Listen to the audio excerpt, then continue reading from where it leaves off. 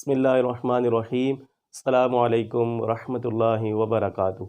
मेरा नाम नवीद हुसैन और आप मेरा यूट्यूब चैनल स्किल्ड स्किल देख रहे हैं। आज का हमारा टॉपिक बिज़नेस के हवाले से है कि एक आइडियल बिज़नेस की क्या क्वालिटीज़ होनी चाहिए। तो अगर आप बिज़नेस कर रहे हैं तो ये वीडियो आपके लिए बहुत ज़्यादा फ़ायदेमंद हो सकती है। इस वीडियो के हवाले से ये गुजारिश कर दूं कि ये तकरीबन मेरा 8 साल का जो बिज़नेस का एक्सपीरियंस है उसका निचोड़ इंशाल्लाह इस वीडियो में पेश करने की कोशिश करूँगा, इसलिए इस वीडियो को ज़रूर गौर के साथ सुनें। अगर आप बिज़नेस टू बिज़नेस कर रहे हैं या बिज़नेस टू कंज्यूमर, ये दोनों बिज़नेस की ही इकसाम है। बिज़नेस टू बिज़नेस का मतलब ये है कि अगर आपका बिज़नेस किसी और बिज़नेस को सपोर्ट कर रहा है, आपके बिज़नेस के साथ कोई दूसरा बिज़नेस चल रहा है, यानी आप किसी दूसरे बिज़नेस के चलने में मुआवन के तौर पे अपने बिज़नेस को चला रहे हैं, तो आप बिज़नेस टू बिज़नेस कर रहे हैं। जैसे कि अगर आप किसी इंडस्ट्री को कोई पार्ट सप्लाई करते हैं या कोई आप किसी भी इंडस्ट्री को फैसिलिटेट किसी भी तरीके से करते हैं अपनी सर्विसेज देकर, तो आप बिज़नेस टू बिज़नेस कर रहे हैं।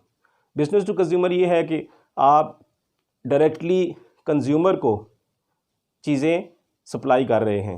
जैसे हमारे यहाँ शॉपिंग मॉल्स का बिज़नेस है या रेस्टोरेंट्स का बिज़नेस है या ऑटो पार्ट्स स्पेयर पार्ट्स का बिज़नेस है। अब हम आते हैं कि बिज़नेस में एक आइडियल बिज़नेस में कौन सी वो खूबियाँ होनी चाहिए। क्या जो मैं बिज़नेस कर रहा हूँ या जो मेरा बिज़नेस चल रहा है, क्या आया वो एक आइडियल बिज़नेस उसे हम कह सकते हैं या वो कहलाया जा सकता है। अब बिज़नेस की जो आइडियल बिज़नेस की जो क्वालिटीज़ हैं उसमें सबसे पहला जो हमारा पॉइंट है वो इंडिपेंडेंट है।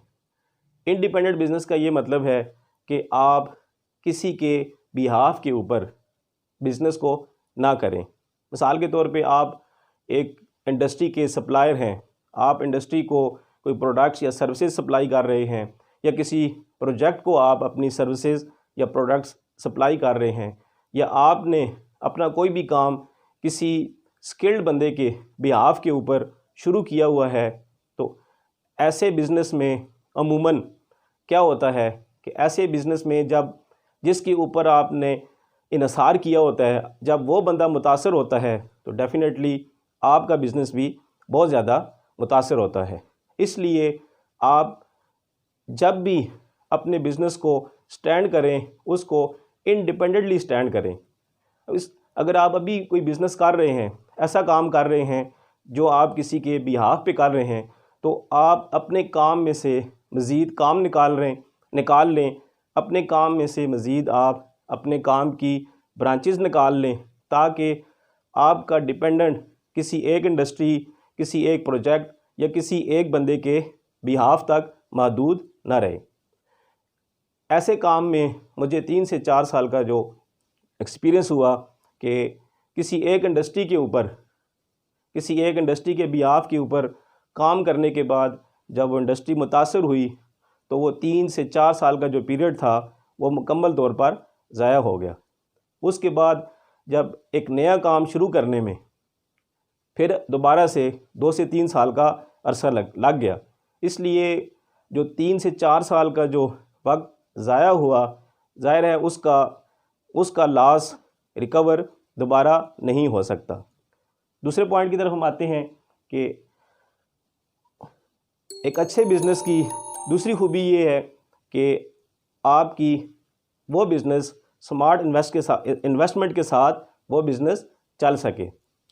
स्मार्ट इन्वेस्टमेंट ये है कि एक अच्छी अर्निंग आपकी थोड़ी इन्वेस्टमेंट के साथ आप एक अच्छी अर्निंग कर सकें। मिसाल के तौर पे आप कोई प्रोडक्ट सेल करते हैं और एक प्रोडक्ट के ऊपर आप मिसाल के तौर पे 10% का मार्जिन लेते हैं, तो अगर आप 10 रुपीज़ के पीछे 10% का मार्जिन लें तो वो 1 रुपया बनता है।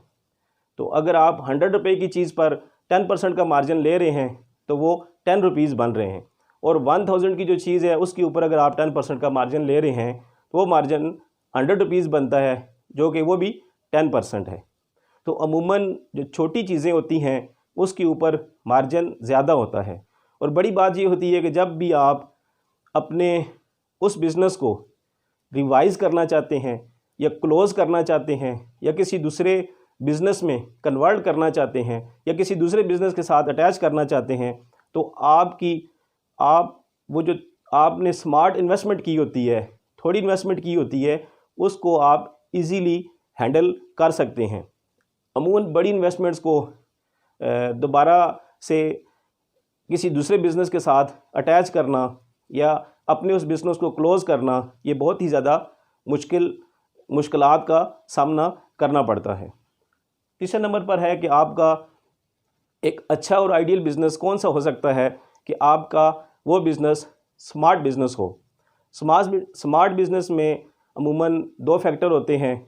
एक है कि आप कैलकुलेटेड टाइम के साथ आप कैलकुलेटेड और स्मार्ट वर्क कर रहे हैं। कैलकुलेटेड टाइम के साथ एक कैलकुलेटेड और स्मार्ट वर्क आपके कारोबार को, आपके बिज़नेस को स्मार्ट बना देता है। क्योंकि बहुत ज़्यादा एनर्जी लगाने के बाद या बहुत ज़्यादा जंजाल के बाद अगर आप एक अर्निंग कर रहे हैं किसी बिज़नेस में, बेशक आप एक अच्छी अर्निंग कर रहे हैं, लेकिन उसमें आप अपनी सेहत के अलावा और बहुत सारी चीज़ों को भी लॉस कर रहे होते हैं। इसलिए एक आइडियल बिज़नेस में ये खूबी होनी चाहिए कि वो बिज़नेस स्मार्ट बिज़नेस हो। इसके बाद 4 नंबर हमारा जो पॉइंट है वो है कि बिज़नेस के अपने अंदर एक्सपेंड होने की कैपेसिटी मौजूद होनी चाहिए। ऐसा ना हो कि ऐसा बिज़नेस हो आप कर रहे हो कि जिसको अगर आप एक्सपेंड करना चाहें, जिसको आप फैलाना चाहें, जिसको आप मज़ीद आगे बढ़ाना चाहें, तो वो एक्सपेंड होने के काबिल ना हो।